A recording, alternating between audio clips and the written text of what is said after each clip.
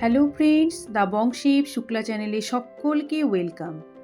আজকে আমি আবারও একটা পিঠের রেসিপি নিয়ে এসেছি।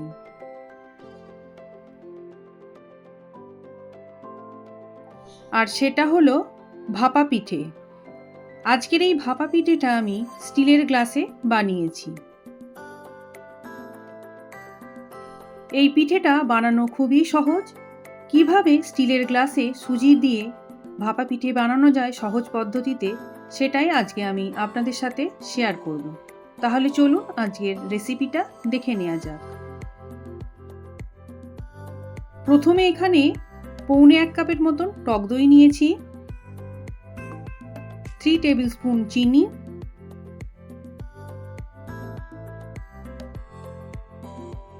আর স্বাদ মতো লবণ।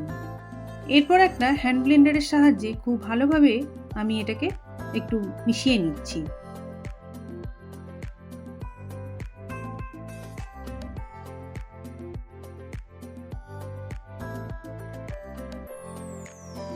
এরপর ওই একই কাপের মাপে সুজিটা নিয়ে নিচ্ছি। এখানে আমি 1.5 কাপ সুজি নিলাম।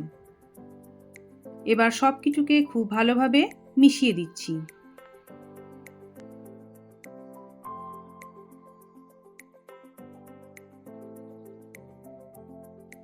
এরপর 1 কাপ জল নিয়ে নিয়েছি। এই জলটাকে আমি অল্প অল্প করে দিয়ে আমি ব্যাটারটাকে রেডি করে নেব।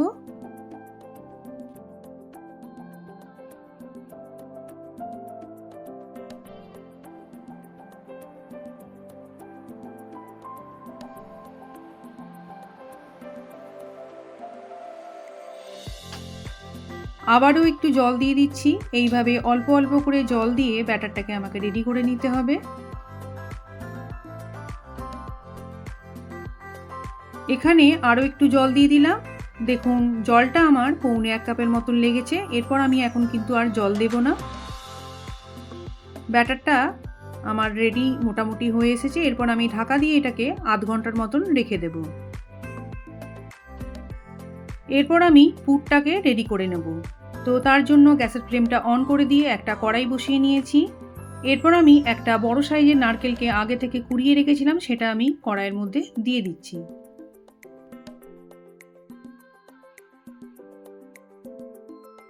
দিয়ে দিচ্ছি 200 গ্রামের মতন খেজুর গুড়ের পাটালি। এবার গ্যাসের ফ্লেমটা লোতে রেখে আমি এটাকে ভালোভাবে নাড়তে থাকব। আর দেখুন নাড়তে নাড়তে গুড়টা গলতে শুরু করেছে।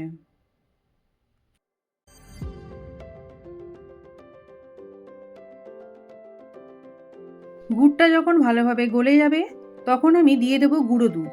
এখানে আমি 3 টেবিল স্পুন আমুল স্প্রে দিয়ে দিলাম। দিয়ে সব কিছুকে ভালোভাবে মিশিয়ে দিচ্ছি।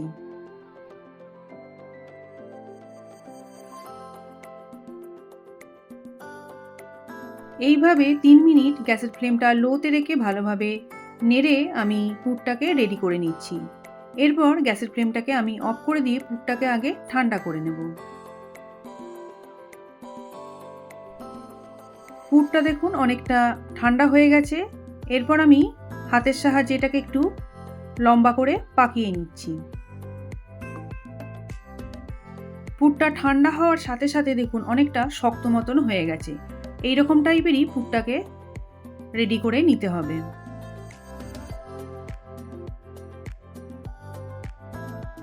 আরও একটা এরকম পাকিয়ে নেব। যেহেতু আমি দুটো গ্লাসে এই পিঠেটাকে বানাবো, সেই জন্য দুটো এইভাবে পুরটাকে লম্বা করে পাকিয়ে রেডি করে নিচ্ছি।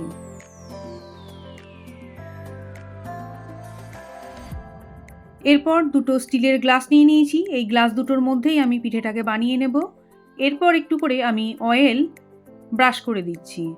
দেখুন এখানে আমি রিফাইন অয়েল একটু ভালো করে ব্রাশ করে দিচ্ছি। এতে পিঠেটা গ্লাসের গায়ে লাগবে না আর বার করতেও সুবিধা হবে।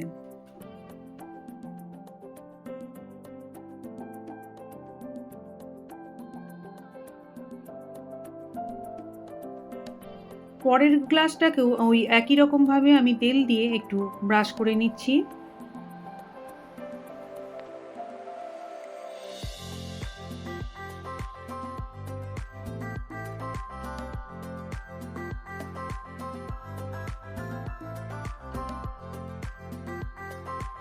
এরপর আধ ঘন্টা পর আমি ব্যাটারটা একটু দেখে নিচ্ছি। দেখুন ব্যাটারটা কিন্তু অনেকটাই ঘন হয়ে গেছে।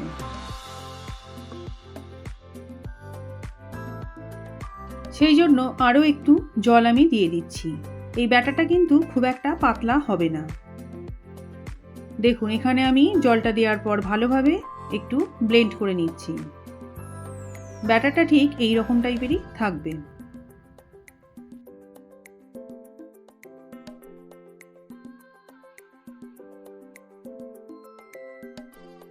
দেখুন পুরো 1 কাপ জল কিন্তু এখানে আমার লাগেনি। এরপর আমি দিয়ে দিচ্ছি হাফ টিস্পুন বেকিং সোডা। এবার আরও একবার ভালোভাবে এই হ্যান্ড ব্লেন্ডারের সাহায্যে ভালোভাবে মিশিয়ে নিচ্ছি।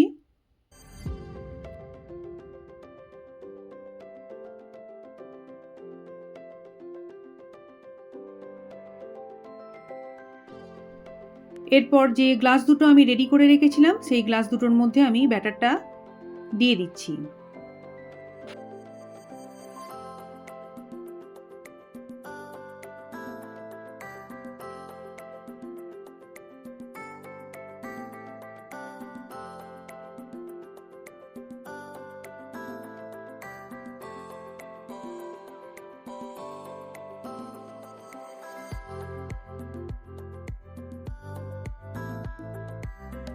একটু হালকা করে গ্লাস দুটো ট্যাপ করে নিচ্ছি।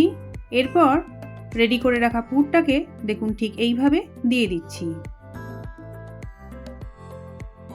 যেহেতু পিঠেটা হওয়ার পর পিঠেটা অনেকটা ফুলে যাবে সেই জন্য পুরটাকে আরও একটু উঁচু করে দিয়ে দিয়েছি আমি।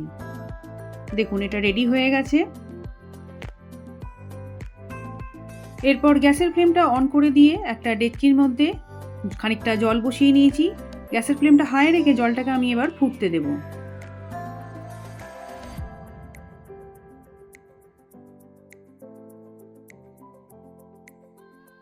জলটা যখন ফুট ধরতে শুরু করবে তখন আমি গ্লাস দুটো ঠিক এইভাবে বসিয়ে দিচ্ছি।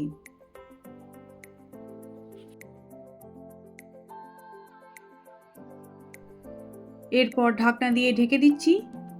গ্যাসের ফ্লেমটা লোতে রেখে এটাকে আমি আধ ঘন্টার মতন স্টিম দিয়ে নেব। আধ ঘন্টা পর আমি ফিরে আসছি।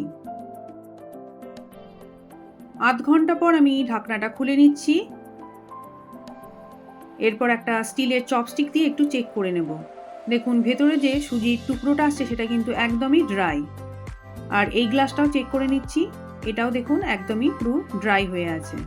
তো পিঠেগুলো রেডি হয়ে গেছে। এরপর আমি এক এক করে তুলে নিচ্ছি। তুলে নিয়ে এটাকে খুব ভালোভাবে আগে ঠান্ডা করে নেব।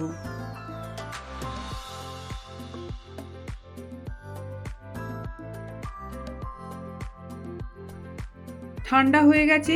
এরপর আমি একটা ছুরির সাহায্যে এই গ্লাস থেকে একটু করে এইভাবে ছাড়িয়ে নিচ্ছি। এরপর ঠিক হাতটাকে এইভাবে দিয়ে একটু নাড়িয়ে নিচ্ছি।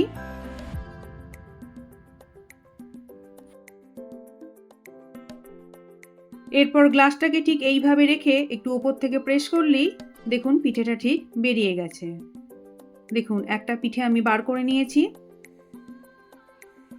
এরপর পরের পিঠেটাকেও ওই একই রকমভাবে আমি বার করে নিচ্ছি।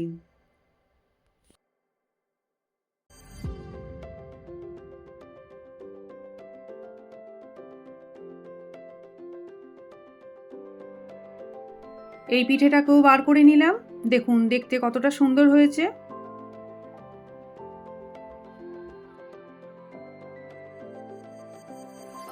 এরপর আমি একটাকে এরকম ছুরির সাহায্যে পিস পিস করে কেটে নেব।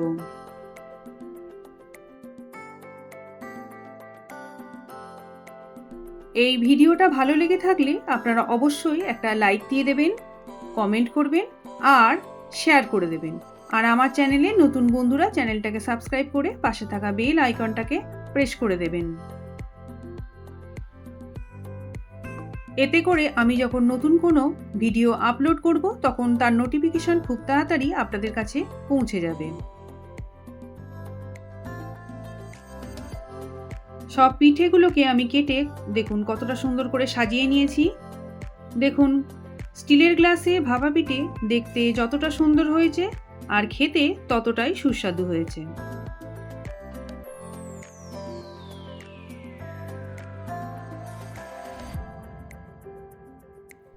তাহলে আজকের মতো এখানেই শেষ করছি। আবার আসবো অন্য কোনো রেসিপি নিয়ে। আপনারা সবাই ভালো থাকবেন, সুস্থ থাকবেন।